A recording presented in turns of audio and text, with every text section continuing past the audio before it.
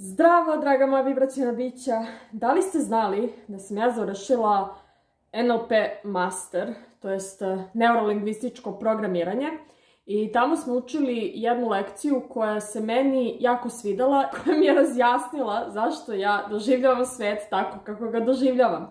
A ta lekcija se zove reprezentativni moždani sistemi i objašnjava zašto neko razmišlja u slikama, zašto neko razmišlja u zvukovima, zašto neko razmišlja u kinestetici, odnosno u senzacijama i doživljajima. Želim to danas da podelim sa vama kako biste imali iste uvide koje imam i ja, koji su meni definitivno pomogli pri razumevanju mog načina razmišljanja, stoga mog načina manifestiranja. Krenut ću od svog omiljenog reprezentativnog sistema, a to je moj dominantni kinestetički, odnosno senzacije u telu, odnosno osjećanja. Ja ranije nisam znala za ovu podelu i kad sam uradila taj neki test, dobila sam rezultat da sam dominantno kinestetički tip. To mi je toliko razjasnilo zašto, pošto sam prevashodno bila okružena vizualnim tipovima, o kojima ću pričati nakon ovog tipa, koji su onako drugačiji, koji su brži, koji su drugačije prosto razmišljaju, gde sam ja uvek nekako osjećala u tim situacijama presiju. Osjećala sam se kao da nešto nije u redu sa mnom, zato što ja ne razmišljam tako brzo, ili zato što kad me neko pita da li si gladna, ja kažem ne znam. To mi je omiljena odlika mog reprezentativnog tipa, što kada me neko pita da donesem odluku, ja sam pa ne znam. Uglavnom, za kinestetičke tipove važi da su malo sporiji, ali dublji u razmišljanju. Sećam se pre dosta videa da mi je neka devojka, čini mi se, napisala super je sve što pričaš, ali toliko mi je dosadno da te gledam. Zato što tad sam pričala još sporije i pričala sam još, da kažem, jer meni je to normalno, meni je normalno da sedem i da pričam onako sporo i da pričam ne previše animirano i da duboko ulazim u neku temu i da samo pričam monotono o tome, što nije najbolje verovatno za YouTube, zato što ljudi žele vatromet, interakciju, ne znam ja šta, to je to hvata pažnju.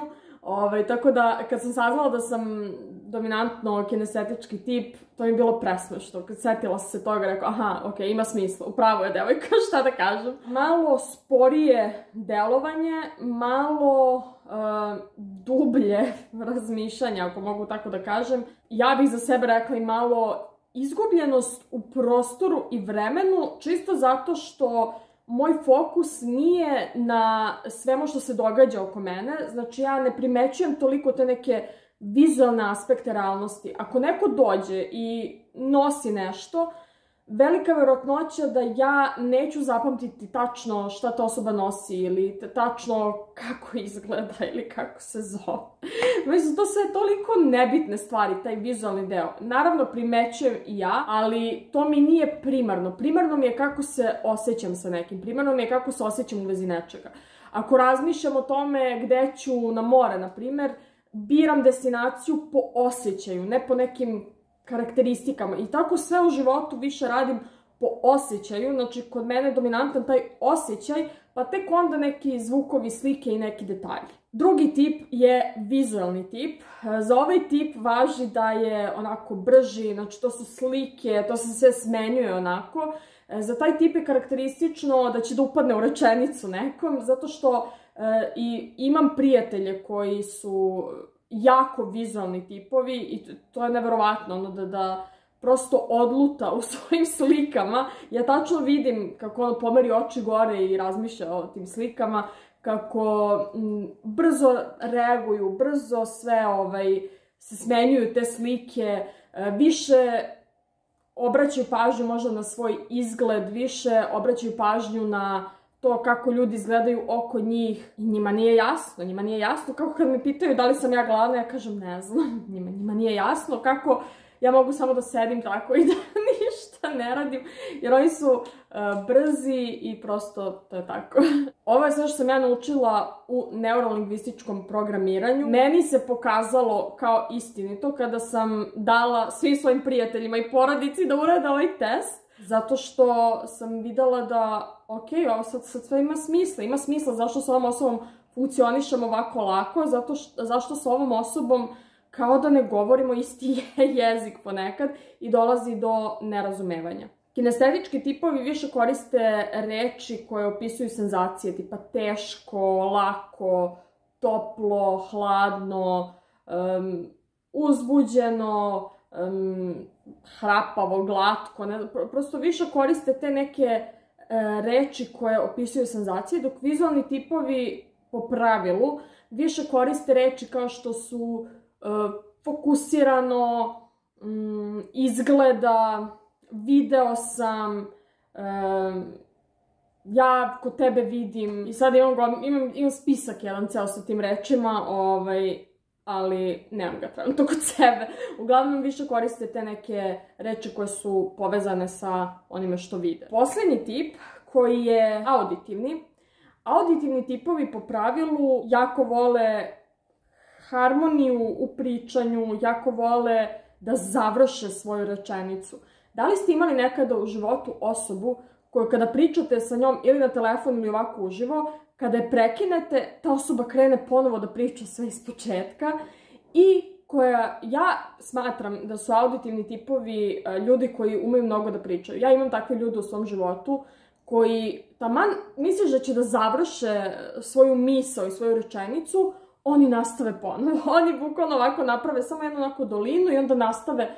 Znači, to su ljudi koji pričaju, ja ne znam odakle njima inspiracija, ali smatram da su to auditivni tipovi. Oni ne vole da ih neko prekine, vole da završe svoju rečenicu, funkcionišu više na osnovu zvukova i oni su, ja mislim, samo 10% ljudi na svetu je dominantno auditivni tip. Na drugom mestu su kinestetici i na prvom mestu najviše ljudi je, kako ja znam, vizualni tip. Zanimljivo je da su sva deca dok su mala pretežno kinestetički tipovi i onda kad odrastu ono razviju i druge reprezentativne sisteme. I neko može tako reći da govori sva tri jezika podjednako dobro, međutim pravilo neko je da uvek postoji dominantan jedan reprezentativni sistem za svaku osobu. Neko može da bude pretežno vizuelac sa jakom kinestetikom ili pretežni kinestetičar sa jakom vizualnošću. Ja za sebe sumnjam da sam auditivni tip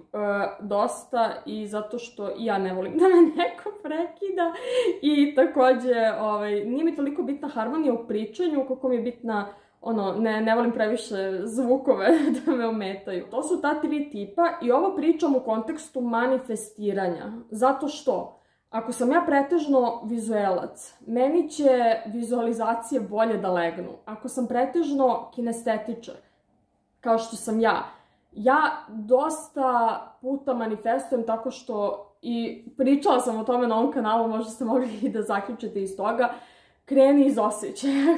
Jer meni je to prirodan način kako inače funkcionišem, da ja prvo osetim i onda mi padne na pamet afirmacija, padne mi na pamet vizualizacija, inspirisano mi je to iz tog osjećaja, onda mi se pojavljaju detalji. A ako je neko pretežno vizualan tip, njemu će možda biti bolje da zamisli sliku i to da mu pokrene to da se osjeća bolje ili to da mu prosto bude lakše, prirodnije. Ako je neko auditivni tip, afirmacije ili da čuje nešto preko telefona će možda tom tipu biti lakše i prirodnije. Čak je nebitno koji je moj dominantan način razmišljanja, to je reprezentativni moždani sistem.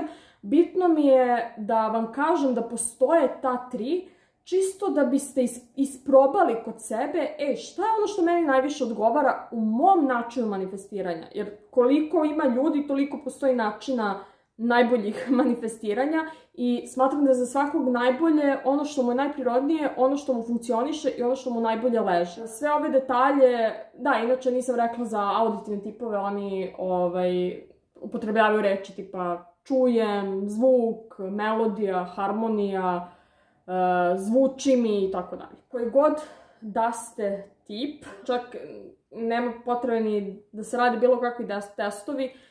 Ovo mi je u kontekstu manifestiranja bitno da ne osuđujete sebe ako vam ne funkcioniše neka tehnika ili metoda, već da to samo prihvatite kao, ok, ovo nije moj prirodan način manifestiranja i razmišljanja i zato mi to ne funkcioniše, zato meni ne odgovara da pišem scenariju, ili zato mi ne odgovaraju vizualizacije, ili zato mi ne odgovaraju afirmacije. Ja sam izgleda, ili makar u manifestiranju, makar u razmišljanju, kreiranju, ovaj tip, ili pretežno volim ovako da razmišljam i prirodno mi je da tako i manifestujem. Eto, to je to za ovaj video. Hvala vam što ste gledali. Ako želi neko se prijavi za coaching sa mnom, možete to uraditi na mail ili Instagram u opisu ovog videa. I vidimo se nakon sljedećeg. Ćao!